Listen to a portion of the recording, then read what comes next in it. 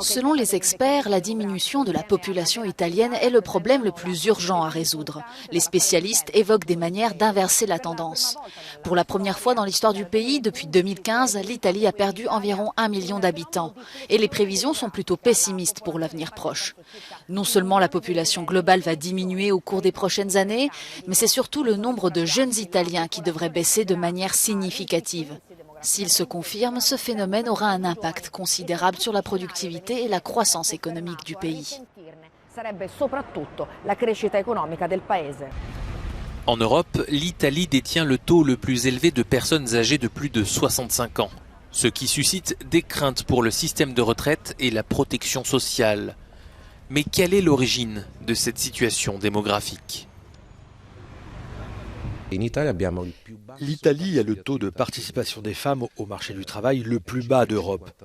Il est actuellement d'environ 57%. En Allemagne, c'est 75% et en Suède, c'est plus de 81%. Je précise cela parce que plusieurs études ont prouvé que les femmes qui peuvent travailler ont plus d'enfants.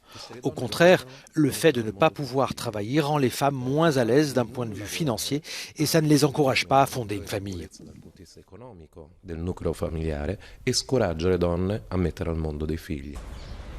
Ce déclin démographique est une priorité de Fratelli d'Italia, parti d'extrême droite qui vient d'arriver au pouvoir. Un ministère de la famille et de la natalité a été créé pour s'attaquer à ce problème. Le taux de fécondité est un sujet qui n'appartient ni à la droite ni à la gauche. C'est une urgence nationale.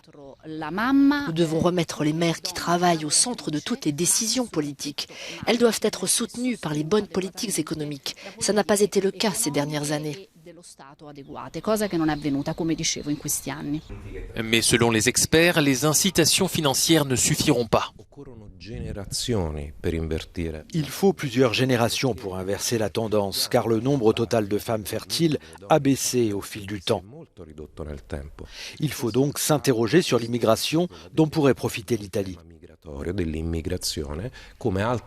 C'est une autre possibilité, si je puis dire, face à ce problème. Depuis plusieurs années, de nombreux actifs très compétents ont quitté le pays faute d'opportunités. La crise du Covid a également amplifié ce problème, longtemps sous-estimé.